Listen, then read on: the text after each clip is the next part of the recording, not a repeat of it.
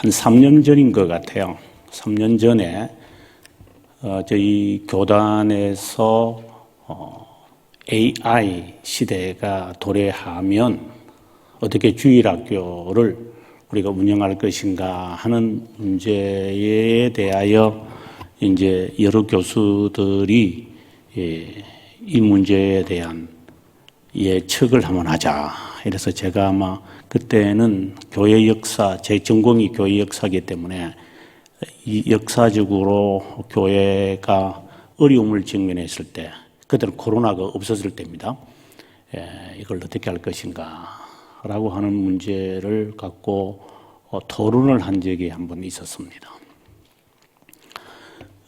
왜 그 토론을 할 수밖에 없었느냐 하면 지금 여러분들이 현장에서 느끼겠지만 어린아이들은 급격하게 줄어들 것입니다. 초등학교는 더욱더 그렇고 유치원도 그렇고, 그렇다면 아무도 가보지 않은 길을 우리가 걸을 것이다, 그렇게 생각을 합니다. 그런데 교회 역사를 보면 아무도 가보지 않은 그 캄캄한 밤들이었지만 신앙의 선배들은 그것을 극복하고 대처했다고 봅니다. 그 힘은 어디에 있을까? 특별히 핍박의 시기에서도 성도들이 어떻게 우리의 신앙을 지키면서 지낼 수 있었을까? 그들의 신앙을 우리가 배우지 않으면, 사실 지금 코로나 때문에 많이 힘들기도 하지만 저는 이보다 더 무서운 것들이 과거에 있었기 때문에, 예를 든다면 내 자녀들은 학교를 보내지 못하고 기독교인이기 때문에, 그때 당시에 기독교인이라고 말할 때는 로만 가톨릭을 말하는 것이 아니고 이제 위그노들이었거든요. 60년 동안 1598년까지 위그노 전쟁이 있을 때에 우리가 지금 추구하고 있는 장로교도들이었던 개혁신앙인들이 로만 가톨릭으로 개종하지 않는 다음에는 어쩔 수 없이 자녀들을 학교로도 보내지 못하고, 뿐만 아니라 공직도 맡지 못하고, 그거로도 억압이 안 되기 때문에 그들을 국외로 다 추방시켰던 그 암울한 그 시기, 종교개혁의 아름다운 그 역사가 있었지만 그 이후에 직면하게 된 우리 프로테스탄트며 기독교 신앙인들의 선배들은 우리보다 더 힘든 시절을 지냈던 것 같아요. 그렇다면 그들이 그 시기 60년이라고 하는 그 살벌한 그 시기를 그들은 어떻게 견딜 수 있었을까요? 그 비결을 제가 말씀해 드리려는 것이 아니라 그들로 돌아가야 한다고 저는 생각을 하고 싶은 거죠. 어떤 어려움이라는 것은 시대마다, 문화마다, 시대의 어려움들이 항상 있는 거니까, 그때에 그것을 어떻게 하나님이 나에게 말씀하시는 것인지를 우리가 들을 기회 있는 자는 더 듣겠죠. 아무리 말을 해도 못 알아듣는 사람들은 있겠지만, 그래서 그 말씀을 우리가 들어야 한다. 오늘 제가 하는 말이 아니라 이 시대를 향한, 앞으로 아무도 가보지 않은 세상을 우리가 접어들 때에 이 시기와 유사하보다도 더 힘든 시기를 겪었던, 더 나아가면은 우리들이 잘 알고 있는 청교도 시기라고 하지만, 청교도 시기에는 여러분 또 많이 아시겠지만 찰스 1세 시기에 수많은 사람들을 불태워 죽이기도 하고 잘라 죽이기도 하고, 코를 잘라 좀 죄송하지만 코를 잘라가지고 하지만 그들은 그 신앙을 포기하지 않았어요. 이 얼굴에 아마 이 교회에 들어온다고 정말 저 밖에서 그 인두 하나 갖고 밖에 이게 얼굴 도장 찍으면은 좀 죄송하지만 여성들은 아무도 교회 안 오겠죠. 이 얼굴 피부를 잘 다듬어야 되는데 이 뭐야 이게 수술해도 안 될 텐데. 하지만 그들은 변함없이 하나님 앞에 신앙을 고수했어요. 한편으로 보면 하나님께서 그 말씀을 하시는 것 같아요. 너희들 너무 많이 가서, 이런 말을 하면 좀 조심스러운데 하나님이 이런 말씀을 했다고 말하는 것은 좀 조심스러운 말이죠. 제 느낌입니다. 이런 거요. 너무 한국 교회가 너무 지나치고 있어. 뭐 한국 교회는 너무 거대하다면 뭐 여러 교단과 교파들이 있으니까 그럼 빼더라도, 예. 우리 장로교 정치를 하고 있는 장로교, 우리 자신 뭐 그런 또 너무 크다면 우리 자신을 봐. 너 너무 지나치고 있어. 이 말을 지금 하시는 거겠죠. 네. 마치 하나님께서 그 시대마다 하나님의 택한 자들에게 하시는 말씀이 있죠. 그래서 우리의 신앙의 선배들이 외쳤던 것처럼 본질로 돌아가라. 본질로. 본래의 신앙의 모습으로 돌아가라. 우리도 살다 보면은 처음 우리 부부의 그 사랑도 많이 식어지는 것처럼 본래로 돌아가라. 본래. 그냥 옥탑방에 살아도 좋았던 그 시절로 돌아가라. 너무 지나왔기 때문에 돌아가기 싫은데요. 그래도 돌아가야 한다. 신앙은 그런 거니까. 신앙은 어제나 오늘이나 내일이나 동일한 것이지 시대마다 바뀌는 그러한 샤르트르가 하는 말과는 다르죠. 신앙은 바뀌지 않아요. 저는 미국에서 오래 살다가 온 사람인데, 영어도 하고 외국 애들처럼 짧은 바지 입고 그리고 샌들 신고 영어를 하면서 같이 공부하고 같이 음식 먹고 같이 대화하고 히히닥거리면서 했지만 저는 한국인이에요. 저희 자녀들도 미국 애들이지만 한국 애들이에요. 한국이에요. 얼굴을 이게 바꿀 수 없어요. 그 모습은 조금 수정을 할 수 있겠지만 너는 한국인이다 라는 것처럼, 뭐 한국인이 그렇게 대단하다는 말을 하려고 하는 것이 아니라, 그 민족주의를 말하는 것이 아니라 우리의 본질이라는 것이 있는데 그 본질을 한국 교회가 좀 더 나아가서 내 자신이 지금 멀리 가고 있지 않는가 하는 그런 염려가 지금 이 시대를 바라보면서 내 자신을 또 바라보면서 그 본래의 모습으로 뛰어가려고 노력을 하고 있는 가운데 한 사람이라고 저는 생각을 합니다. 또 우스운 이야기 하나 하고 제가 오늘 본문으로 들어갈게요. 제 생각은 아직도 저는 한 30대 초 같아요. 지금 30년이 지난 지금 세월이지만, 그래서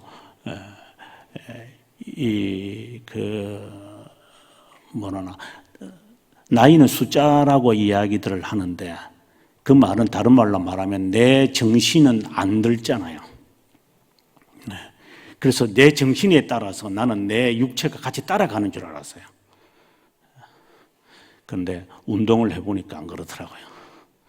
또 더 나아가서는 옷을 입어도 내 정신은 이거 맞을 것 같아요. 내가 이걸 입었었는데, 멋있었는데. 근데 옷을 입어보니까 다리부터 안 들어가요. 허리도 안 좋아져요. 그리고 양복을 입으면 이 호흡을 이렇게 언제까지 할 것인가. 본래 돌아가기 쉽지 않습니다. 오늘 말씀을 듣고 난 다음에도 내가 본래의 나의 하나님께서 나를 영원전에 선택하신 그 모습, 나라는 라은성이라고 하는 내 존재 자체로 모습으로 돌아가고 싶은 마음이 혹이나 성령께서 깨우치게 하시더라도, 성령께서 깨우치시면 불가항력적이니까 빼고, 혹시 여러분 스스로가 자각이 있다 하더라도 이렇게 자기의 마음의 심정의 변화가 정말 내가 본래의 신앙으로 돌아가면 될 텐데 이런 마음이 들더라도 성령께서 역사하지 않았더라면, 성령이 그 생각을 주지 않았더라면 여러분 스스로가 본래의 모습으로 돌아가는데 뼈를 깎는 힘듦이 있어야 될 거예요. 그것을 알고 오늘의 말씀에 우리가 들어가야 한다고 생각을 합니다. 오늘 말씀의 이야기는 도마의 이야기죠. 이 도마의 고백과 신앙 고백이라고 말합니다. 도마의 신앙 고백과 베드로의 신앙 고백은 유사한 면이 있습니다. 사람들이 나를 누구라고 하더냐? 그러고 난 다음에 너희는 나를 누구라고 하느냐라고 질문을 하자 시몬 베드로가 예수님께 말씀을 하며 고백하기를 주는 그리스도시요 살아계신 하나님의 아들이다. 오늘 본문 31절의 말씀을 한 거예요. 오늘 본문에도 보면 이 외에도 예수님께서 하신 말씀이 많이 있지만 이것만으로도 너희가 그분이 주님이죠. 주님이 그리스도시고 하나님의 아들이심을 너희들이 알게 될 것이다. 또 그분을 힘입어서 살아가게 될 것이다. 이 말씀이나 같은 내용의 말씀인 거예요. 그죠? 그래서 많은 분들은 이 도마의 신앙 고백이다. 그리고 오늘 본문의 제목을 제가 붙이기도 했지만 도마가 했던 말, 나의 주, 나의 하나님, 이렇게 말하는 이것은 정말 도마, 의심 많은, 우리가 보통 도마를 의심 많은 도마다 이러는데 의심 많은 도마의 신앙의 고백이에요. 어떻게 이런 고백이 나올 수 있었을까? 그러면 이 고백의 의미가 무엇일까? 이것을 하고 난 다음에 사도 요한은 오늘 31절에서 신앙 고백을 했던 베드로의 고백을 다시 한 번 더 서술하는 것인가? 굉장히 의미들이 이제 담겨 있는 거죠. 특별히 요한의 말씀들이 다 의미들이 있기 때문에 이런 것이 기록되어 있는 거거든요. 오늘 본문으로 다시 돌아가서 좀 더 깊게 보면 8일이 지나고 난 다음에 예수님께서 이제 그들 가운데 임하시는데 어떻게 임하시느냐 하면 문이, 우리말에는 문이 닫혔다 이래서요. 닫혔다는 것이 아니라 원문에 보면은 문이 쇠고리로 잠겨져 있었다 이렇게 되어 있죠. 단순히 문이 닫으면 열 수 있지만 열 수 없도록 안에서 잠궈버린 거예요. 그런데 주님이 그들 가운데, 제자들 가운데 서신 거예요. 이거는 놀라운 이적이죠. 이것처럼 예수 그리스도의 부활처럼 우리도 부활할 것이라고 벨지카 37장에도 그런 말을 하고, 그 다음에 이제 나중에 32장 신앙고백서, 웨스트민스터 신앙고백서에서도 이 말을 해요. 그래서 우리가 주님이 재림하시는 날, 이건 우리의 신앙의 고백입니다. 주님이 재림하시는, 어떻게 재림을 하시는지는 뭐 성경의 문자적으로는 하늘에서 이렇게 공중 재림하신다 이렇게 되어 있는데, 갑작스럽게 도둑이야, 오늘 또 보니까 슬픈 교통사고를 당한 분들의 이야기 듣는 거죠. 그냥 길을 걸어가는데 그냥 택배 차가 그냥 그런 거죠. 뭐 준비된 게 아니죠. 그냥 갑작스럽게 순식간에 그냥 혼련이 졸지에 이제 이런 순간적으로 이런 일들이 일어나는 거죠. 뭐 주님께서 잔짜잔짠 하면 전주곡이 뭐 영웅처럼 막 울려 퍼지면서 자 이제 전주 시작합니다. 프릴로그입니다. 자 주님이 이제 오실 겁니다. 여러분 준비하세요 하면 조금 이제 손도 씻고 이렇게 그런 시간에 여유가 없이 갑작스럽게 혼련이 주께서 임재하시는 순간 죽었던 자들은 이 흙으로 변해 있는 자들이 갑작스럽게 본래의 나의 이 모습, 그러나 본질적으로는 변화되어 있겠지만 나의 이 본질은 변화는 없겠지만 사람 자체가 예수 그리스도께서 문이 잠겨져 있는데도 들어오는 것처럼 순식간에 나의 영과, 이거는 이제 오늘 설명들이 많이 들어가야 되겠지만 우리의 영과 우리의 이 본래 나의 이 육신, 이거는 멸절할 수밖에 없었던 나의 이 썩은 육신, 흙으로도 바꿔질 수밖에 없는 이런 아무짝에도 쓸 수 없는, 조금만 지나면은 이 주름살이 줄줄 생기게 될 우리의 이 육체, 그래서 더 이상 내 자신의 얼굴을 내가 보기가 싫을 정도로 그렇게 변화돼 버리고 있는 나. 그래서 권사님들 사진 찍자면 안 찍어요. 왜요? 내가 아니라고. 권사님 지금도 이쁘신데 뭘 이쁘게 이쁘래, 그런 말을 하는 게 아니라고 이러실 때가 어저께 같은데, 제가 방송하게 될 때에 화장을 하는 모습이 꼭 제가 죽은 모습 같아서 제가 화장하는 걸 제가 잘 안 좋아합니다만은, 나의 이 육체가 홀연히 불멸하는, 예수 그리스도께서 부활하시는 것처럼 방금 문이 잠겨져 있는데 그 가운데 서시는 것처럼 그렇게 나의 영과 함께, 영은 죽지 않거든요. 그래서 늙지도 않아요. 변하지도 않아요. 영원해요. 불멸해요. 이 영과 함께 갑작스럽게 결합이 되어져서 주님 앞에 설 것이다. 그러면서 또 갑작스럽게, 제가 하는 말이 아니라 신앙 고백서에서 하는 말입니다. 갑작스럽게 앞에는 양심이라고 불려지는 책들이 펴져서 이제 정의의 심판을 받게 될 것이다. 그래서 제가 가끔씩 사람들한테 그럽니다. 여러분이 잠을 자다가 눈을 떴는데 심판대 앞이 아니기를 감사하십시오.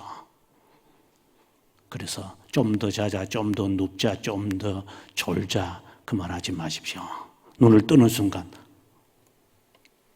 벌떡하고 일어나서 일을 하시기 바랍니다. 쉽지 않을 겁니다. 저도 힘듭니다. 하지만 그 생각을 가지고 사십시오. 왜? 우리 집이구나. 다행이다. 이걸 얼마나 며칠 동안 할 수 있을 것 같습니까? 왜? 갑작스럽게 하나님의 나라가 임할 거기 때문에 제가 이 말씀을 드리는 겁니다. 전주곡이 있고 난 다음에 너 데리고 간다. 네. 너 이제 너 살 만큼 살았으니까, 이제 할 만큼 했으니까 너 데리고 가마. 그는 역사에서 우리가 가공된 이야기들이죠. 제가 역사를 알기 때문에 하는 말입니다. 그냥 그 후에 사람들이 그냥 생애의 기록을 하면서 그렇게 묘사를 할 뿐이지 실제는 그런 일이 어디 있어. 그냥 갑자기 가는 거죠. 갑자기 안 가는 사람이 이 세상에 누구나 있겠어요. 어떤 사람들은 이야기 듣기를 나는 몇 월 며칠 날 갈 준비를 주님께서 하라고 하시더라. 그런 분이 있는지 저는 정확하게 잘 모르겠지만 그 당사자는 그렇게 생각하지 않을 거예요. 여러분, 갑작스럽게 주님 부르시면 우리는 가야 된다는 사실이죠. 예수 그리스도께서 문이 잠겨져 있는데 들어오셨던 것과 다를 바가 없다는 말을 먼저 여러분 기억하셔야 됩니다. 근데 도마가 그 다음에 하는 말이, 그 전에 했던 말이, 나는 내 손가락으로 옆구리를 이렇게 넣어보고, 그리고 손에 이게 손바닥인지 모르지만 손에 있는 이 상처를 내가 만져보지 않고는 나는 당신들의 말을 못 믿겠다, 이렇게 이야기를 했을 때 주님이 그 얘기하는 말이, 너 손가락으로 내 옆구리를 한번 만져볼래? 이렇게 이야기를 하는 거죠. 그러자 그가 하나님 앞에, 이제 주님 앞에서 고백하는 게 나의 주, 나의 하나님이라는 고백이 나오는 겁니다. 이거는 신앙의 체험이라고 하는 거예요. 병에서 나아졌기 때문에 체험이라는 말로도 하지만 그것보다도 더 본질적인 체험이 일어난 거예요. 예를 들면 이런 거예요. 저희 말에는 이 말이 이제 이런 표현들이 별로 이렇게 익숙하지 않지만, 이제 영어권에 있는 사람들에게는 굉장히 중요한 표현들이에요. 예를 들어서, 그 친구가 우리 들을 이야기할 때, 너 친구냐? 친구냐? 이건 개념이 달라요.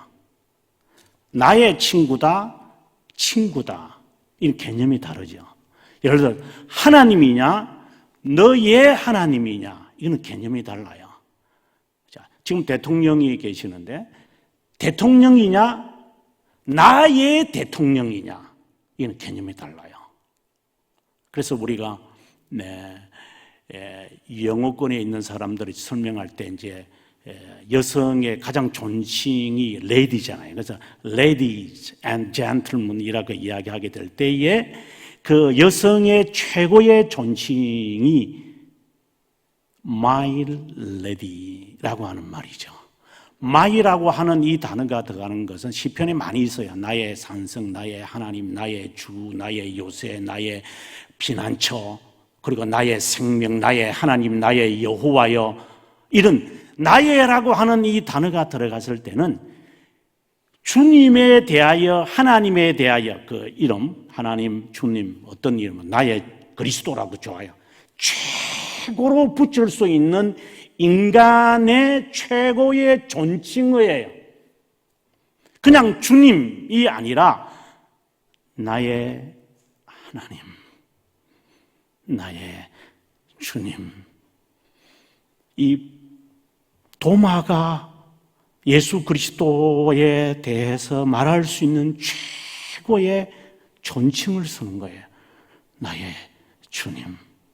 우리가 사랑하는 사람들에게도 나의 사랑, 말라. 예수님께서 세례받으시고 올라오시는 그 장면을 보고 하늘에서 음성이 들리기를 나의 사랑하는 아들이요 나의 기쁨인, 이렇게 말합니다.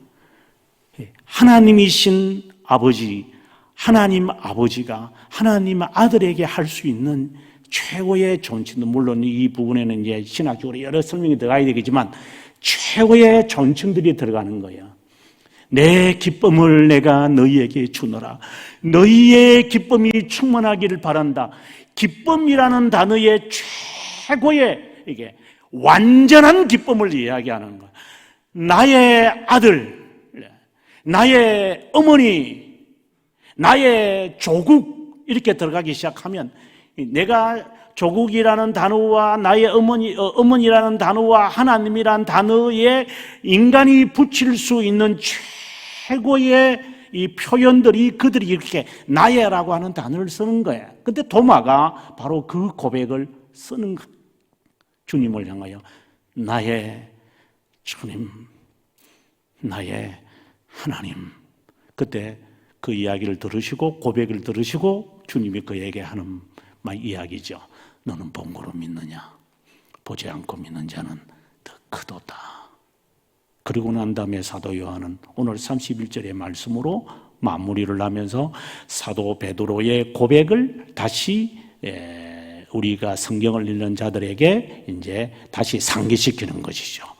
주는 그리스도시요 하나님의 아들이심을 믿는 것에 충분할 것이다. 이것은 우리의 신앙의 고백이에요. 여기에서 우리는 힌트를 하나 찾아야 돼요. 사도 요한이 우리들에게 하고 싶은 말이 있어요. 어떤 일을 직면하더라도 신앙의 고백은 분명해야 한다는 거예요. 당신의 신앙 고백은 무엇입니까?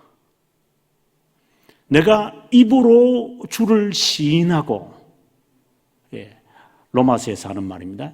내가 입으로 주의 이름을 시인하고 고백하면은, 이런 말씀이 나와요.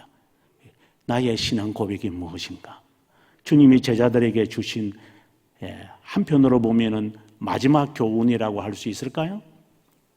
부활하시고 난 다음에 사도 도마에게 들었던 이 말씀, 마치 주님께서 공생의 3년을 마무리하시면서 제자들에게 물었던 것처럼 내가 누구냐? 그것은 신앙 고백을 주께서 듣고 싶어 하는 거예요.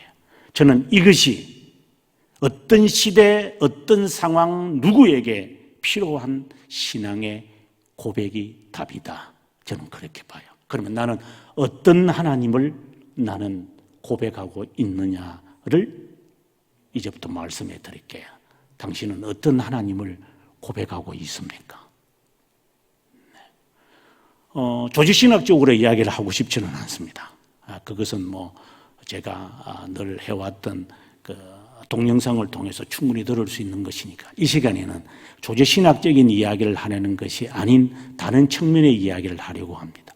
내가 믿는 하나님, 그분을 향하여 나는, 당신은, 이거는 여러분들을 말하는 게 아니라 당신 하나 한 사람을 두고 제가 이야기하겠습니다. 당신은 그분을 향하여 뭐라고 말하시렵니까? 그분을 혹 만날, 언젠가 우리 만나겠죠. 얼굴과 얼굴을 대하여 볼 것이라고 했으니까 저도 주님 보고 싶어요. 네. 그 주님 앞에 보았던 사도 요한이 죽은 자처럼 됐다 그랬잖아요. 누구든지 주님을 만나는 순간, 이 말은 인격적으로 만나는 순간 그 사람은 죽은 자가 됩니다. 여러분 회심의 경험을 해보신 분들이 있을 거예요. 이 가운데 뭐 그런 거 없어도 구원 받는다. 뭐 그렇게 해도 저는 뭐 그것에 대해서는 저도 뭐 확신이 없지만, 그러나 회심의 경험을 한 사람들의 공통성이 있습니다. 어느 날 어느 교회에 가서 한 4년 전인 것 같아요. 예. 이와 같은 분위기인데 이렇게 큰 교회였던 것 같은데 그때 이제 설교를 하고 있었어요. 근데 설교를 하는 도중에 그때도 1시간 동안 설교를 하고 있었는데 그냥 예수 그리스도에 대한 설교를 하고 있었어요. 그때 어떤 소리가 막 들리는 거예요. 저는 무슨 꼭 미친 사람인 줄 알았어요. 무슨 이 교회도 숫자가 많으니까 그런 미친 사람들이 가끔씩 있다. 이제 이런 생각이 이제 들은 거였어요. 막 이상한 소리를 막 내니까 고함 소리를 막 내는 거예요. 그래도 뭐 설교는 해야 되니까 다 마치고 난 다음에 한 며칠 지나고 나니까 그 당사자가 어떻게 제 전화번호를 알았는지 온 거예요. 그래서 와서 꼭 한번 만나자고 그래서 또 사람들이 만나자면 좀 무서워서 그래서 뭐 알겠습니다 하고 이렇게 만났는데 그분이 그래요. 아마 저하고 나이가 비슷한 것 같은 그때 당시에 하는 말이, 목사님 그때 저는 설교를 들으면서 제 자신이 죽는 줄 알았습니다 라고 그래요. 그래서 너무 이 속이 터질 것 같아서 그냥 소리를 질러버렸습니다. 아주 점잖게 생기신 분 같아요. 아주 점잖은 분, 아주 인텔리전하게 생기신 분이었는데, 그래서 마치 이 가슴이, 우리가 마라톤을 하면 이게 숨이 차서 막 가슴이 터진다 그러잖아요. 이게 숨을 못 차서 이게 숨이 안 들이쉬니까 거센 숨을 막 함 들으시면서 그것처럼 제가 미칠 것 같아서 소리를 질렀습니다. 회심의 경험을 하는 한 사람의 이야기입니다. 저는 도마가 그 경험을 하고 있는 중이라고 저는 보는 거죠. 어떤 이런 그 때문에 그가 이런 고백이 하게 되어졌을까? 우리는 어떤 순간에 이르렀을 때 이런 고백을 하게 되어질까? 어떤 분들은 그러잖아요. 설교를 듣거나 말씀을 듣거나 찬양을 부르거나 하면 계속 그냥 수도꼭지 틀어놓은 것처럼 이렇게 우는 분들도 있다고 그래요. 맞아요. 눈물샘이 터진 것 같아요. 그래서 어떤 분들은 기도하면서 주님, 제 눈물의 샘이 마른 것 같아요. 제 눈물샘을 돌려주세요. 이렇게 기도하는 분들도 계세요. 돌려받아야죠, 여러분. 가끔씩 제가 그 신학생들한테 설교하면서 그래요. 너희들 어떻게 눈물을 흘리지 않으면서 찬송을 그렇게 잘 부를 수 있냐? 정말 신기하고 놀랍다. 이렇게 제가 비꼬는 식으로 이야기를 해요. 어떤 학생들은 그게 잘 이해가 안 되는 것 같아요. 즐거운데 무슨 눈물 옵니까? 즐거우니까 울지. 좋으면 운단다. 네가 아직 좋은 걸 모르는가 보구나.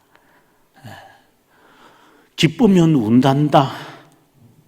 너무 기뻐서 인간은 울게 되어 있단다. 이제 이런 이야기를 하곤 합니다만은, 우리는 주님을 만났을 때 어떤 신앙의 고백을 하게 될까요?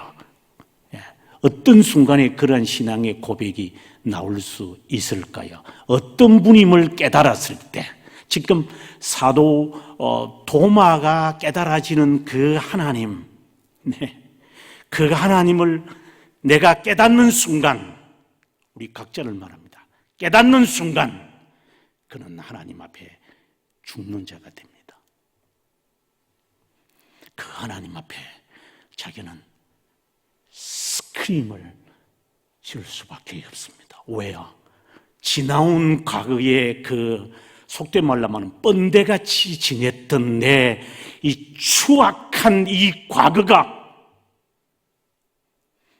너무 부끄럽고 너무 하나님 앞에 죄송해서 죽은 자가 되지 않으면, 소리를 확 하고 지르지 않으면 무서워서 소리를 질러야 이 공포를 조금이나마 해결할 수 있을 것 같아서, 그래서 고함을 치는 그런 일들인 거죠. 도마에게 어떤 일이 있었을까요? 저는 최근이라는 것은 한 4, 5년 전부터 신앙 고백이라고 하는 책을 제가 쓰면서 하나하나 꼭꼭 씹어보고 반복하고 해석해보고 번역해보고 참고해보고 견주어보고 해설해보고 강의하고 이렇게 하면서 제가 섬찟하게 전율을 느끼는 것들이 있었습니다. 그래서 책을 쓰다가 그 책상에서 아니면은 잠을 자다가 벌떡 일어난 적도 꽤 많았습니다. 하나님, 왜 이제야 제가 깨달았습니까? 하나님, 이런 오랜 시간이 저에게 필요했습니까?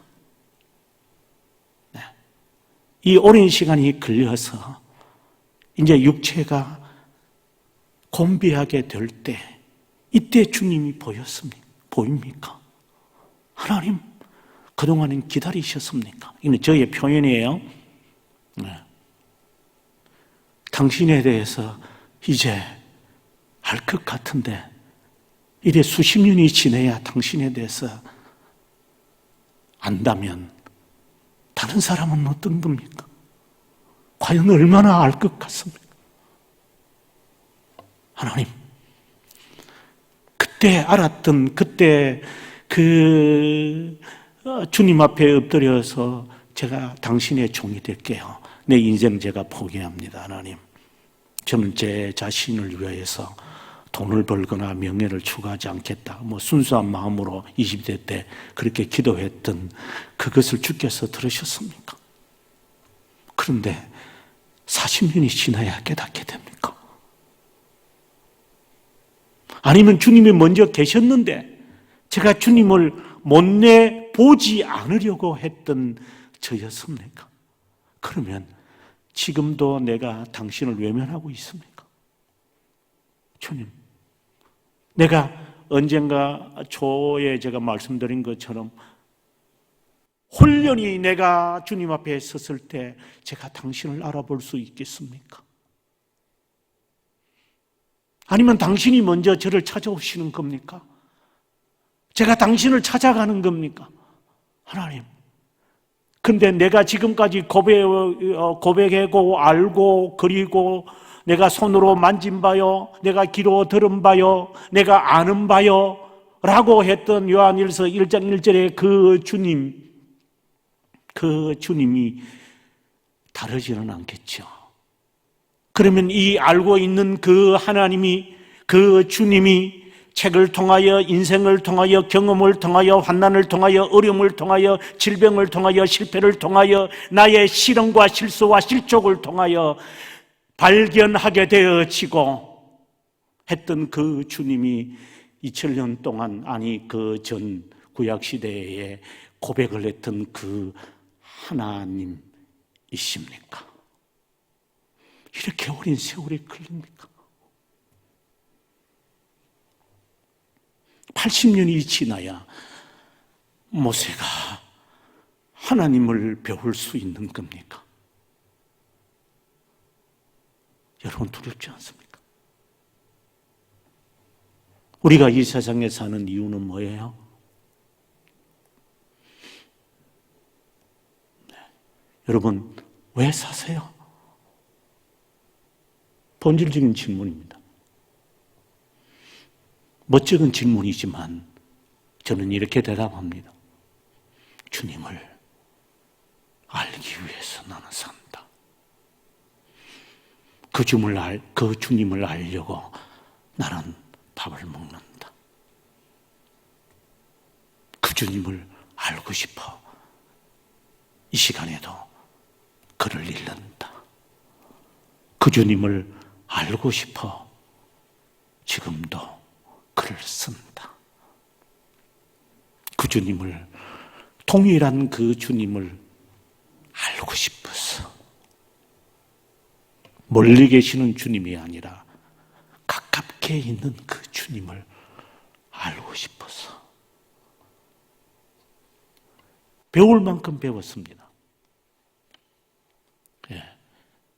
조금 안다고 흔히 하는 말대로 조금 알아가지고 학교에서 학생들 가르쳤습니다. 아마 이 가운데도 교수가 계시겠지만 좀 아는 체 많이 하거든요. 본래 교수들은. 교수들이 한 30-40명 있는 데 가서 설교를 해보니까 아는 분들이 많으시대요. 그걸 제가 폄하하려고 하는 것은 아니에요. 그 주님, 내 지위와 내 나이와 내 명예와 내 경험이 주님을 알게 하진 않아요. 그러면 기도하면 하나님 알 것 같아요. 아마 외적 은혜의 수단의 방법 가운데 하나니까 그것도 가능하겠죠. 말씀을 듣는 것, 그것도 하나의 방법이 되겠죠. 말씀이 들리고 성찬에 여러분 참석해 보시지만 성찬에 참여하면서 그 주님을 얼마나 우리가 발견할 수 있을 것 같아요. 쉽지 않아요. 여러분 매주 무수한 보물과 같은 이 보화와 같은 메시지를 목사님을 통하여 여러분 선포가 되어지는데 우리는 얼마나 그것을 주워 담아서 내 것으로 내가 만들어 갈까요? 우리의 노력이 있어야 될까요? 그러면 노력이 있으면 그거 다 주워 담을 것 같아요? 아니요. 인간의 노력 가지고 세상의 지혜를 가지고 주님을 알 수 없어요. 그러면 어떻게 알 수 있는 거예요? 그 주님을 기도에서 알 수 그거 앞서 말씀드린 것대로 외적 수단이기 때문에 가능해요. 그러나 40년 걸릴 거예요. 나의 주, 나의 하나님이라는 신앙 고백을 하려면 저도 여러분 못지않게 철야기도, 금식기도, 새벽기도, 철야기도 무수히 했습니다. 무수히라는 단어가 딱 적절합니다. 그때 만났던 주님이 있어요. 그런데 가면 갈수록 밀도가 다르네요. 우리가 흔히 하는 말, 인격적으로 만나는 것 같아요. 이제 주님이 멀리 계시는 게 아니라 이제 마치 가깝게 계시는 듯한 느낌을, 이제 그분의 숨결이 느껴지는 것 같은 느낌. 이렇게 말하면 조금 교만한 말일 수도 있겠는데, 그분의 이 골로새서에서 사도 바울이 했던 것처럼 그리스도의 이 심장을 내가 가졌다고 이렇게 말하는데, 심장을 내가 가졌다. 이 말은 내가 주님께 얼마나 가깝게 있기에 그의 숨소리를 내가 들을 수 있는 듯한, 정말 적절한 표현 같아요. 네, 그분의 심장의 박동 소리를 들을 수 있는 듯한 느낌. 그래서 주의 발자취를 따름이 어찌 기쁜 일이 아닌가. 이 찬송이 그냥 자연스럽게 나오는 거예요. 자연스럽게 주님과 함께 호흡을 맞추면서 한 발 한 발 한 발, 그래 주님 너무 기쁩니다. 근데 숨은 차는데 기쁘네요. 내가 여기까지 같이 갈 수 있다는 게, 이런 일까지 할 수 있다는 게, 제가 이런 것까지 내가 감당할 수 있다는 게 기쁩니다. 주님 같이 가니까 힘이 들지 않습니다. 40km에 완전 무장을 해도 같이 달리니까 괜찮네요. 하나님, 어떤 환난도 괜찮습니다 라고 할 만큼의 그분의 호흡, 그분의 심장 소리를 들을 수 있으려면 기도와 성례와 말씀은 필수적인 것이고, 거기에 플러스가 있어야 되겠죠. 이 세 가지를 내버려 두면 안 되죠. 하면서 그 플러스가, 알파가 무엇인지 깨달아야 되겠죠. 우리가 듣고 우리가 알고 우리가 참여한다는 것은 어떻게 본다면 여기 오늘 여러분이 참석을 하셨고 방송으로도 들으시겠지만, 한다는 것은 좀 죄송한 이야기를 할게요. 극단적으로 표현하면 내 이 육신이 여기에 지금 그냥 얹혀 있는 거잖아요. 그러면 나라는 나의 이 존재는 지금 어디에 있는 거예요? 마음을 다하고 성품을 다하고 힘을 다하고 내 목숨을 다하여 주 너희 하나님을 섬기라, 주 너희 하나님을 사랑하라고 할 때 주님께서 우리의 이 율체를 가지고 봉사하고 육체를 가지고 사랑하고 육체를 가지고 수고하는 것을 두고 주님이 말씀하시는 거 아니잖아요. 그것은 다 영의 기능을 지금 말하는 거잖아요. 그러면 그것은 나의 존재를 지금 이야기하는 거 있는 것이죠. 내 몸뚱아리는 여기에 있으면서 생각은 다른 곳에 가 있다거나, 지금 주문을 가지고 지금 설교를 듣고 있지만 벌써 내 생각은 다른 곳에 지금 집중하고 있다면 당신은 하나님 앞에 있는 게 아니죠. 그런데 그것을 수천 번 한다고 해서 주님이 어떤 분이심을 깨닫고 그분과 함께 동행한다는 말을 할 수는 있겠지만 사실상 그것은 별 의미가 없는 거죠. 왜? 하나님은 나의 이 외모를 보시지 않을 거니까. 이 말을 하게 되어지면은 어떤 분들은 외모 안 보면 그러면 뭘 보는데요? 당신의 존재를 보실 거니까요. 그게 무슨 말이에요? 하나님이 우리의 죄를 용서하신다? 하나님이 우리를 어렵다 여기신다? 많이 들어보셨죠? 하나님이 우리를 변화시키신다? 그리고 하나님께서 우리를 하나님의 자녀로 여기신다? 수없이 들으실 거예요. 거기에서 말하는 나라는 존재는 뭐예요? 의식적으로 하나님의 임재를 느끼는 거예요? 그럼 내 정신이 느끼는 거예요? 주님이 이제 내가 느꼈구나. 주님이 이렇게 주님이 임하시는 걸까요? 신앙 고백서에서 분명히 말합니다. 주님은 우리의 인격을, 존재를 말하죠. 존재를 주께서 용서하신 거예요. 도둑질하고, 물론 이제 그런 것은 당연히 그 안에 포함되겠지만 그것에 머물러서는 안 되죠. 하나님은 나의 이 죄된 것을 주님께서 나의 인격을 보시고 주님이 나를 어렵다고 하시는 거예요. 이 말은 내 존재를 보신다는 거예요.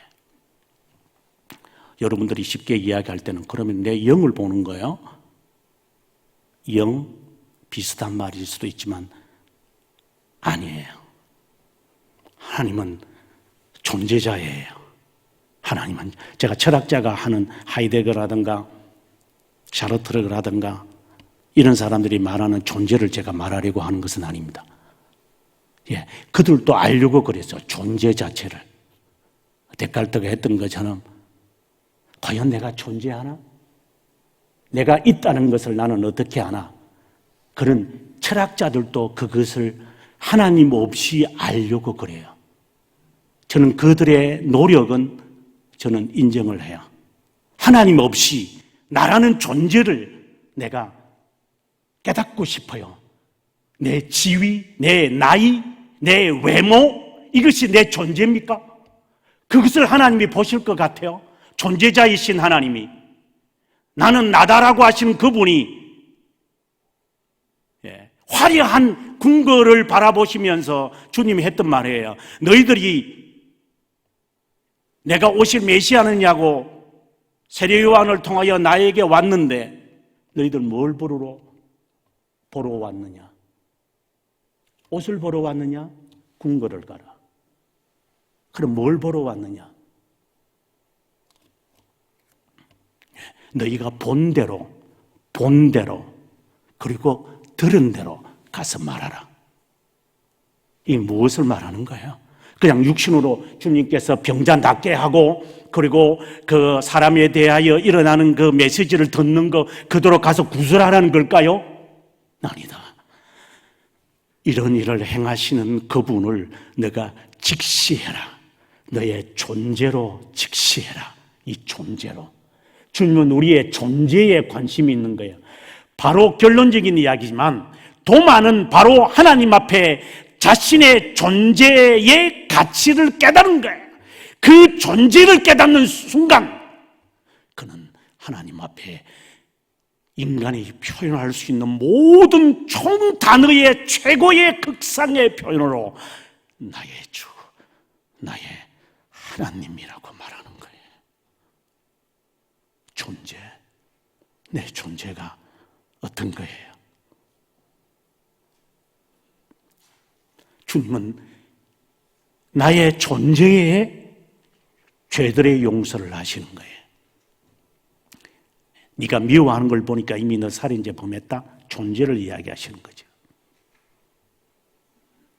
네가 벌써 간음하는 그런 욕망을 가졌느냐? 너는 이미 간음했다. 주님은 존재를 말하는 거죠. 저거 가지면 좋겠다. 이미 너는 도둑질을 했다. 주님은 우리의 이 존재를 보시는 거예요. 마치 양심의 책이 우리가 하나님 앞에 섰을 때, 이것도 우리의 이제 표현들이지만 하나님 앞에 섰을 때에 양심의 책이 펼쳐진다는 것도 우리의 존재에 대한 주님이 질문하시겠다는 거예요. 거기에 무슨 거부가 나와요? 거기에 부인할 수 있어요? 주님이 나의 존재에 대한 이야기를 하시는데, 그러면 감히 우리의 존재를 깨달으려면 어떻게 해야 돼요? 제가 늘 쓰는 말이 있어요. 나는 내 존재를 이게 외모, 이것에 따라서 내가 업이 되고 다운이 되고 이제 그런 경우가 있고, 아프면 다운이 되고, 내가 건강하면 내가 업이 되고, 마치 그것은 나의 영의 기쁨이죠. 그러니까 기가 차는 거죠. 기가 차는 거죠. 그는 내 존재가 아니잖아요. 기는 내 존재가 아니거든요. 영혼은 내 존재가 아니기 때문에. 그래서 조금 뭔가 이렇게 수입이 들어오면 막 업이 돼가지고 너무 기뻐. 그는 내 존재는 아니잖아요. 내 영이 기쁜 것이죠. 그러면 내 존재는 어떻게 알 수 있어요?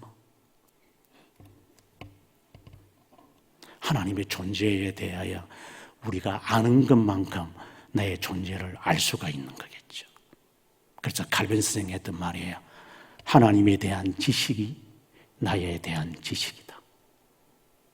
거기서 말하는 지식은 물론 거기에 노는 고기토라고 하는 이런 그 지식이죠.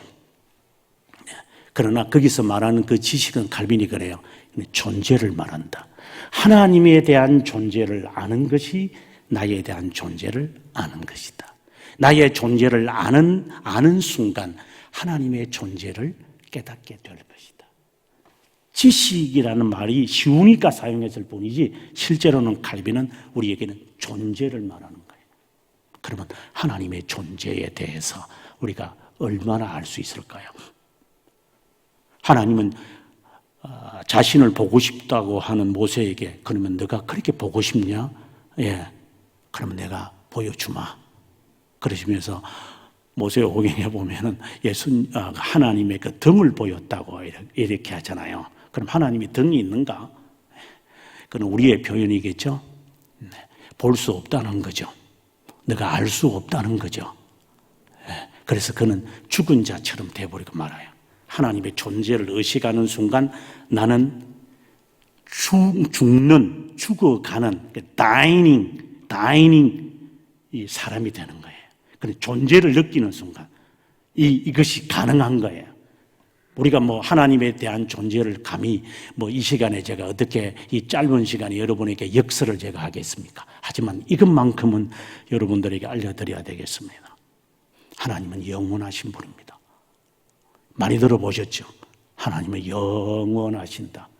예, 하나님은 영원하신 분이 시간을 창조하신 겁니다. 이것을 성경에는 시간이라고 하지 않고 태초라고 그럽니다. 창세기 1장 1절의 말씀입니다. 하나님이 이제 시간을 시작하시니라. 그리고 이 시간은 끝나는 게 있죠. 쉽게 말해서 이 전체가 영원이라면 하나님은 그 영원 속에 우주 속에 지구를 만드신 것처럼 하나님은 시간을 만드셨어요. 그 시간 속에 하나님은 만물을 만드시고 인간을 만드셔서 살아가게끔 하시는 거예요. 우리는 그 시간 속에서 우리는 변화가 일어나겠죠. 시간 변화를 말하는 거니까. 그래서 우리는 변화가 되어질 거예요. 어린아이가 자라서 어른이 되고 어른이 자라서 노인이 되고 노인이 자라서 이 시간 속에서 본래의 모습으로 영혼으로 돌아가는 거겠죠. 이게 우리의 존재가 시간 속에서 이제 창조되어지는 거죠. 어머니의 뱃속에서 잉태되는 순간 내 존재가 시작되어진다. 우리가 볼 때는 이제 이것이 만들어지는 것 같지만 이미 하나님에게는 존재이신 하나님에게는 이미 이 존재, 나라는 이 존재가 하나님에게는 인식되어 있는 것이죠. 시간 속에 어머니를 통하여 이제 나에게 어린아이부터 시작해서 이 나이까지 하나님은 그 자신의 존재가 이제 변화되면서 인식해 가면서 자기를 깨달아 갈 거예요. 이제 하나하나 경험을 통하여 실패를 통하여 여러 역경을 통하여 자기는 이제 자라가면서 자기 인식을 해내려가겠죠. 이것을 슐라마커라고 하는 자유신학자들은 믿음은 바로 자기 인식이다. 그래서 그거 했던 말이에요. 그 말 우리가 지금 보면 무슨 믿음이 자기 인식입니까? 하지만 그 말에 일리도 있는 것, 전혀 100% 틀린 것은 아니에요. 하나님 앞에서의 자신의 존재를 깨달아가는, 다른 말로 자신의 실존을 깨달아가는 이것이 키에르 케굴이 우리에게 했던 말이에요. 하나님 앞에서의 나의 실존을 깨달아라. 네, 그것이 신앙생활이라고 말을 해도 크게 틀리지는 않아요. 하나님이 시간을 창조하셨습니다. 태초에라고 말을 합니다. 하나님이 영원 속에서 나라는 존재를 이미 주께서 아시겠죠. 이것을 우리는 안다라고 말을 해요. 그래서 존재라는 말이에요. 하나님이 존재케 하셨다. 영원에서. 그래서 영원에서 우리를 예정하신 거예요.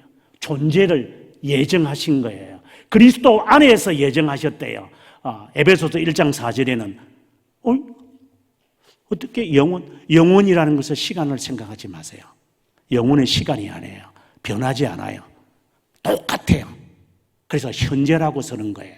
우리가 말을 하게 될 때에 현재라는 것은 이 세상에 없어요.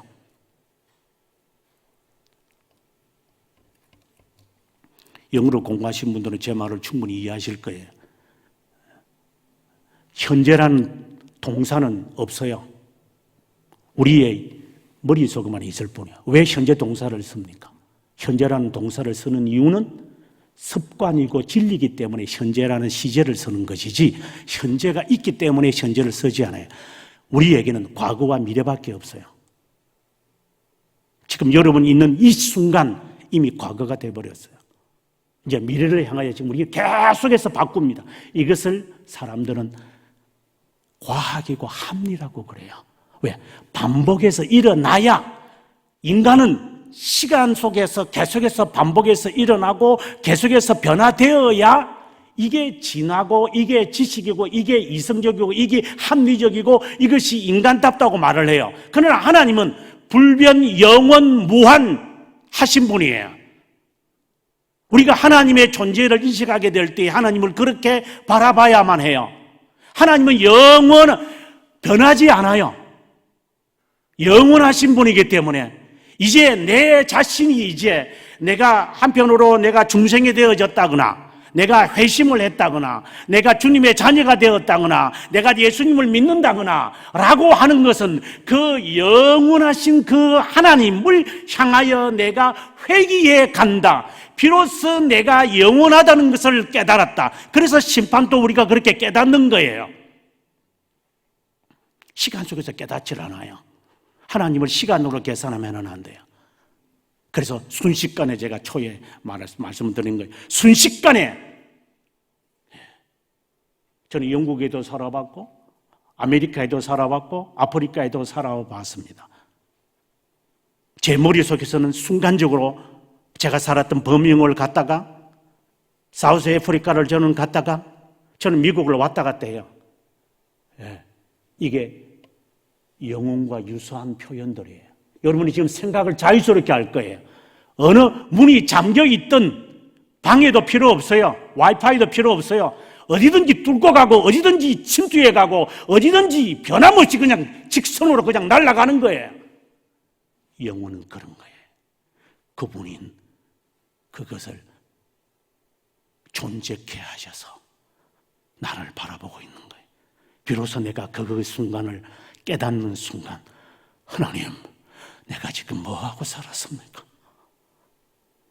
이미 하나님이 말씀하셨는데 어제나 오늘이나 영원토록 동일하다고 하신 영원하다고 말했는데 왜 40년이라는 세월이 있어야 하는 겁니까? 인간이 이렇게 일을 당해야 깨닫는 겁니까? 어떤 사람은 그래요. 몸에 혹이 생기고 난 다음에 내가 이제 인생을 깨달았다. 50이 돼야 인생 깨닫는 거죠. 침상에 누워봐야 그때 인간의 한계를 느꼈다. 이제 자신의 존재를 생각하게 되는 거죠. 그 침상에서 자기의 존재를 깨닫는 것과 하나님의 존재에 비추어져서 나라는 존재를 깨닫는 것하고 차이가 뭐예요? 방금 자기가 일을 당해가지고 자신의 존재의 한계, 자신의 일의 제한성을 느끼는 것. 제가 미국에 살면서 하도 힘들어가지고 제가 이제 경찰이 되려고 그래서. 그래 이제 거기는 이제 폴리스가 있고, 슈리프가 있고, 마셜이 있고, 여러분 아다시피 FBI가 있고, CIA가 있잖아요, 그죠? CIA가 있고, 여러 경찰의 종류도 좀 많죠. 그래서 그 폴리스만이 되려고 이제 원서 들고 가세요. 그러니까 미국 그 애가 저보고 How old are you? 라고 해서 I am 40 이러니까 I'm sorry, too old. 내가 왜 나이 많다는 거야? 당신 나이가 많아서 경찰이 될 수 없어. 저는 그때 제 나이의 한계를 느끼기 시작했어요. 그 전에 영국에서 이제 학교 입학, 앵글리칸 학교들이 다 있으니까, 거기는. 그래서 앵글리칸 학교에 가서 입학을 하려고 제가 이제, 가서 이제 레지스터를 하고 이렇게 이야기를 하는데, 그거 하는 여러 카리큘럼 이렇게 과목을 쭉쭉 이렇게 열거 하면서, 거기에 그리스, 헬라어도 있고, 히브리어도 있고, 라틴어도 있고, 독일어도 있고, 이래 있으니까, 이래 틱을 제가 이렇게 하면서 그분이 저보고 하는 말이, 제가 그랬죠. 내가 이거 히브리어 좀 어드밴스를 좀 배우고 싶다 이러니까. 너 나이 몇 살이냐 그래서 네? 뚜리뚜리다 하니까 I'm sorry, too old. 아니, 33살 이상 넘어가면, 30살 넘어가면은 언어 발달이 이게, 언어를 배울 만한 머리 조직이 이미 파괴됐대요. 그럼 나는 뭐 해야 되지? 당신은 나이가 많으니까 그냥 헬라, 히브리어 몰라도 그냥 공부해도 되겠다고.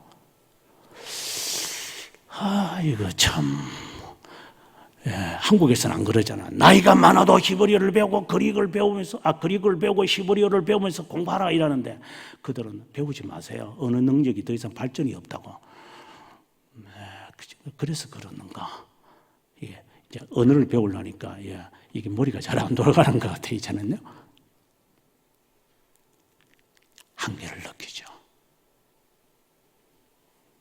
그렇게 해서 느끼는 내 존재와 하나님에 대한 어떤 분이심을 깨달아서면서 내가 침상에서 깨달을 때는, 그때는 앞에서 깨달았던 전자의 존재의 깨달음은 내가 이렇게 하면 안 돼, 의지적 결단이 나오겠지만, 후자는 한없이 눈물만 나옵니다. 하나님, 다른 말도 필요 없어요. 주님, 하나님.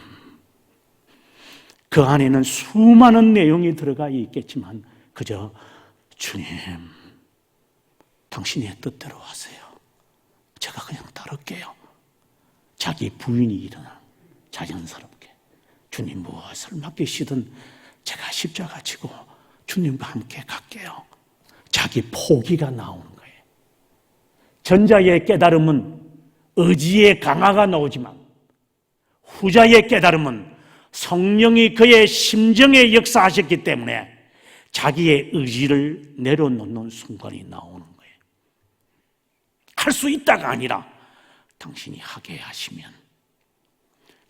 당신이 원하시면, 당신이 먼저 가시면, 아니면 당신이 나와 함께 하시기 때문에 내가 무엇이든지 할 수 있다라고 하는 이런 바꿈이, 깨달음이 벌써 달라요. 결이 다르다 이 말입니다. 질이 다른 것이죠. 이 깨달음과 이 깨달음은 돌아서서 오늘 문 닫고 나가고 나면 내일 아침 되면 다 잊어버리는 깨달음이고, 여기에 깨달음은 자신의 머릿속에서 맴맴거리면서 메아리 치면서 너 왜 여기에 있느냐고 하면서 자신에게 충동이 일어나고, 자신에게 정동이 일어나고, 자신에게 감동이 일어나고, 자신의 심정에 변화가 일어나고 삶이 변화되어지가는, 그것이 되려면 하나님에 대하여 배우셔야 돼요. 아버지께서 보내신 자는 내게 와서 배우느니라.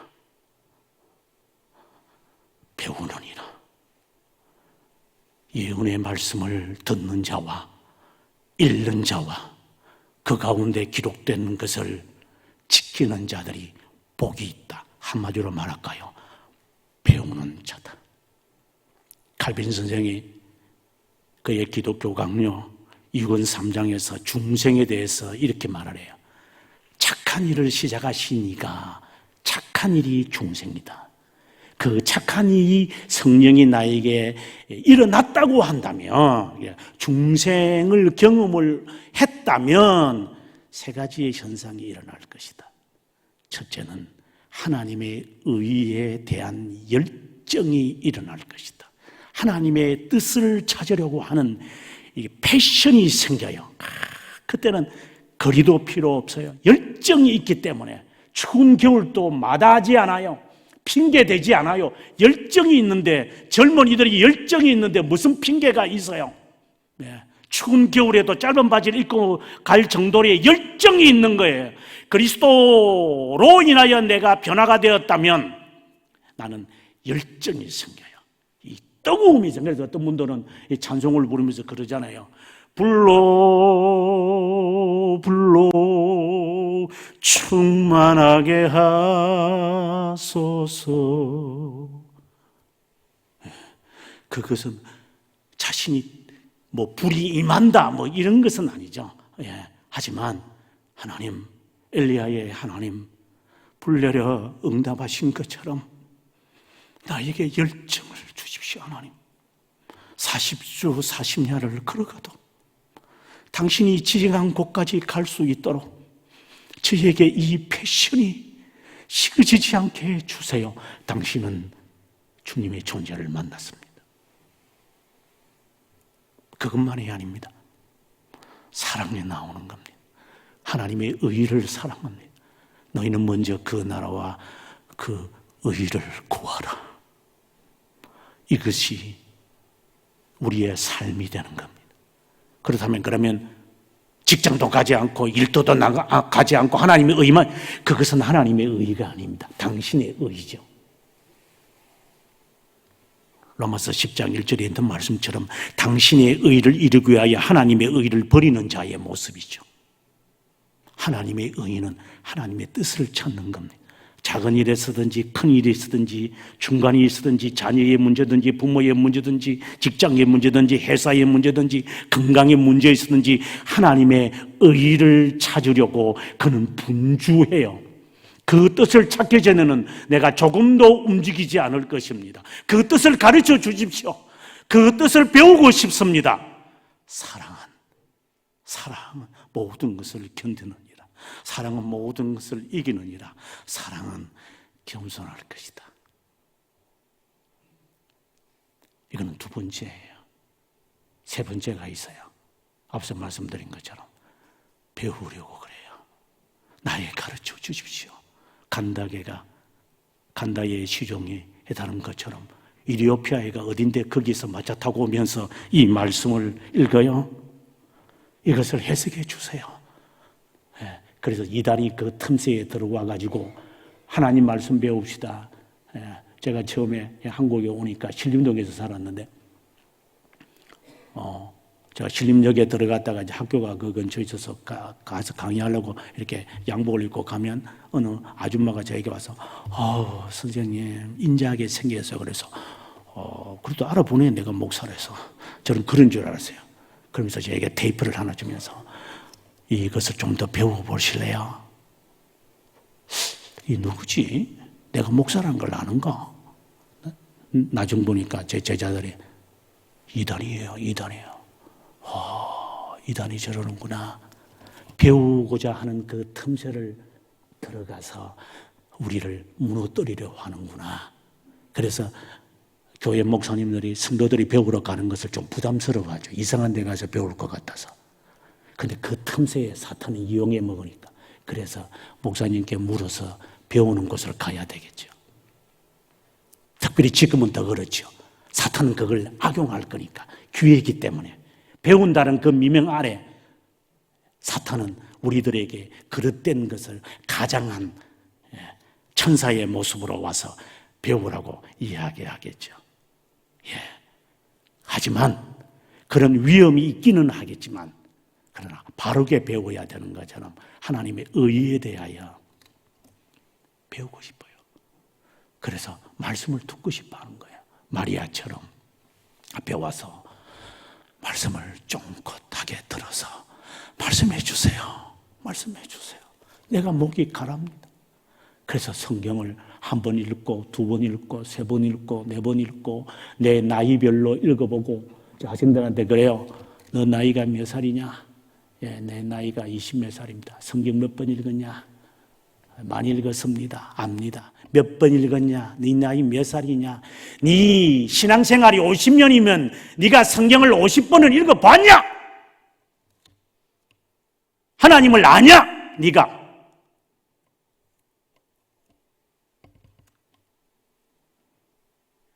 안다고 하는 사람을 향하여 제가 하는 말입니다. 당신은 주님을 알고자 하는 그런 마음이 있습니까? 이 교회보다 훨씬 큰 한 10배 정도 되는 죄송하지만 우리 교회가 얼마나 큰지 저는 모릅니다. 아무튼 한 10배 정도 되는 것 같아요. 거기 가서 이제 강의를 한 적이 있어요. 매주 월요일마다 좀 가르쳐 달라고 목사님께서 말씀하셔서 배우는 데 가서 가르쳐 주죠. 월요일마다 가서 강의를 하는데 그때 장로님들도 다 참석하고 그러시더라고요. 그런데 약 2만 명 되는 성도인데 성경 공부에 몇 명 오느냐? 저는 깜짝 놀랐습니다. 저는 한 1,500명 정도, 1,500명 정도는 오는 줄 알았어요. 그런데 제 수업만 아니라 다른 교수님도 수업을 하고 이러셨는데 다 통틀어 등록한 사람은 200명도 안 돼요. 그럼 다 직장 가신 분들이죠. 그래서 저녁에 또 오라고 그래. 저녁에 가서. 그럼 저녁에는 오겠지. 직장 갔다가. 그래서 몇 명이나 오는가 이렇게 보니 제가 실력이 없어서 그랬는데 저는 모르겠어요. 어쨌든 등록 다 한 사람 다 합치니까 300명 정도도 안 되는 걸 봤어요. 그래서 제가 그 담임 목사님과 대화하면서 죄송합니다. 제가 이렇게 실력이 별로 없어가지고 성도들이 많이 안 온 것 같아 하니까 이게 우리 교회 현실인데요. 그래서 또 금요철학 오늘처럼 이렇게 금요철학 하면 설교해달라 그래요. 그래서 오늘 그 정도 모이는 성도를 난 한 5천 명 정도 오는 줄 알았어요, 제가요. 그래서 만반의 준비를 하고 이제 갔죠. 숫자를 제가 지금 논하려고 하는 것은 아닙니다. 오해하지 마십시오. 지금 코로나 때문에 지금 오늘 굉장히 많이 모이신 것 같아요. 제가 오늘 특별한 날인 것 같은데요. 저는 한 5천 명 정도 모일 줄 알고 저는 준비하고 이제 갔죠. 평상시에 이 교회가 한 2만 명 정도 모이니까 금요기도회 갔는데 300 몇십 명 앉아 있는 것 같아요. 저는 실망한 건 아니죠. 300명이든 3명이든 그건 중요한 게 아니니까 전하는 자는 전하. 근데 장로님들이 미안해가지고 목사님 미안해요. 목사님 미안해서 미안할 거 없다고 괜찮다고. 제가 비난하려고 하는 것이 아니라 배우는 열정이 없는 본인들이 말해요. 우리가 이렇게 숫자가 2만 명이 되더라도 하나님의 말씀 배우자면 100분의 1도 안 올 때가 많아요. 목사님. 이게 우리 교회 현실이에요. 그 한 교회를 두고 제가 무슨 말을 다 하겠습니까만은 배우는 열정이 당신에게 있습니까? 그러면 회심을 한번 생각해 보십시오. 세 가지가 있는 겁니까? 하나님의 의에 대한 열정이 식어졌습니까? 그런데 어떻게 하나님의 존재를 우리가 조금이나마 깨달을 수 있는가? 영원히 계시는 그분을 영원에 우리 찬송은 잘 불러요. 나의 하나님, 나의 주, 영원부터 계신 하나님 시편 찬송을 부르면서 제가 그 노래를 부르는 친구들한테 그래요. 너 정말 그 의미를 알고 있냐? 그러면 안다고 그래요. 겸손하게 또 모른다는 친구도 있어요. 제가 그런 걸 따지는 것이 아니라 정말 영원하신 하나님 앞에 시간 속에 살아가는 이 75억 가운데 한 존재밖에 되지 않고 훅 불면 그냥 사라질 수 있는 나라는 이 존재가 당신을 향하여 내가 외치옵니다. 내가 할 수 있는 것이란 이 목소리 하나밖에 없습니다. 잘 부르지 못하는 목소리지만 당신 앞에 제가 올려드립니다. 주여 받으시옵소서. 나의 존재를 보시는 하나님, 내가 어머니의 태에 잉태되는 것도 이미 아시는 나의 예레미야가 고백한 것처럼 그 하나님, 내가 실현하고 실족하는 그 모습, 청소년 시절을 다 아시는 하나님, 영원하신 주님. 그리고 하나님이 이것까지 알겠나 하면서 내가 함부로 대했던 이 모든 것, 그것까지도 주께서 사하시며 덮으시는 영원하신 하나님, 당신 앞에 이 시간 간구하나이다. 이런 하나님에 대해서 알면 알수록, 제가 지식적인 이야기를 하려고 하는 것은 아니에요. 그것은 나중에 해야 될 숙제이지요. 예. 그 하나님은 알면 알수록, 배우면 배울수록 숙여지는구나. 이렇게 직분이 있으면 있을수록 숙여지는구나. 배우는 분이면 배우는수록 숙여지는구나. 이게 진리구나. 이게 신앙이구나. 저분은 신앙생활을 50년을 하고 군사님이 되고 장로님이 됐고 안수집사가 되시는데 저렇게 겸손하는구나. 저게 신자구나. 저렇게 나도 닮아야 되겠구나 하는 그러한 존재의 변화, 일어나는 그 모습, 이 기쁨, 그것을 순간적으로 시간 속에 살아가는 내가 조금이라도 깨닫는 순간 도마가 고백한 것처럼 나의 주여, 나의 하나님, 마치 베드로가 주님 앞에 엎드려서 My Master, 나의 주여, Let me alone, 저를 혼자 내버려 두십시오. 감당하지 못하겠습니다. 제가 내 경험 다 내려놓습니다. 당신 어린아이처럼 제가 그냥 배우렵니다. 나는 죄인으로서이다. 할 수 있는 말이 이거밖에 없어요. 하나님, 죄인입니다. 주님, 저를 떠나십시오. 차라리 저를 지옥에 보내십시오. 아니면 차라리 저를 저주하십시오. 가능성이 없는 존재입니다, 저는. 하지만 당신이 저를 데리고 가시지 않은 것을 보니 제게는 희망이 있는 것 같습니다. 그러니 제가 가야 할 길, 해야 할 일, 주님 찾습니다. 목마른 사슴이 이 시간도 목이 갈아여 외칩니다.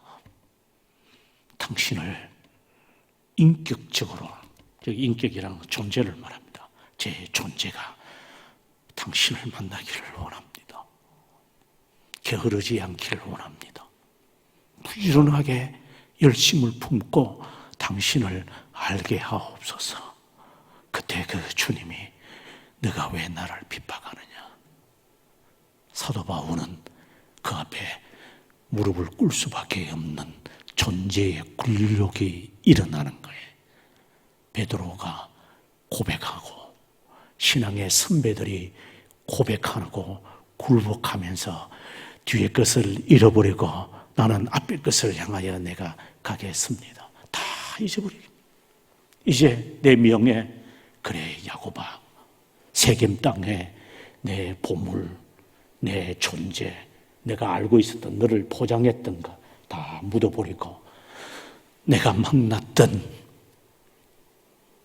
보니엘로 내가 올라가마, 여호와께로 올라가마. 야곱의 고백이에요. 주님, 이제 이 존재가 당신 앞에 섰습니다. 제 나이도 보시지 않겠지만 제 명예도 보시지 않고 제 지위도 보지 않는 내 존재 자체가 영원하신 당신을 배우며 주어진 직분을 수행하고 그리고 제가 해야 할 일에 대하여 간구를 드리오니 말씀하옵소서. 계집종입니다. 당신의 뜻대로 행하시옵소서. 당신은 나의 하나님, 나의 주님.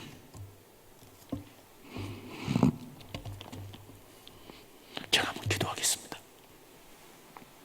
하나님, 영원하신 하나님, 사랑하는 교회를 50여 년 전에 이곳에 세우셔서 많은 성도들이 오고 가면서 영생의 맛을 보게 하셨던 주님, 또 여기에 우리에게 주어진 직분과 우리에게 감당해야 할 일들을 위하여 주 앞에 기도합니다. 어떤 날이 우리를 기다리고 있는지 우리는 모릅니다. 영원하신 당신은 이미 계획 속에 이 모든 것이 있으리라 믿습니다. 주님, 세상의 지혜로 대처하지 않게 하시고 하나님에게 속한 지혜, 십자가의 그 도를 바라보는 지혜, 성령께서 우리의 영을 향하여 허락하시는 그 지혜, 주님 저희들에게 주옵소서. 가난한 자가 되게 하시고 심령이 가난하고 애통하고 온유하고 의를 사모하고 배고파하고 청결하고 화평케 되며, 그리고 남을 나보다 낫게 여기며 의를 위해서는 핍박을 받을 각오를 하는 자들에게 임하셔서 주님을 깨닫게 하옵소서. 이 모든 말씀을 영원하신 우리 주 예수 그리스도의 이름으로 기도합니다.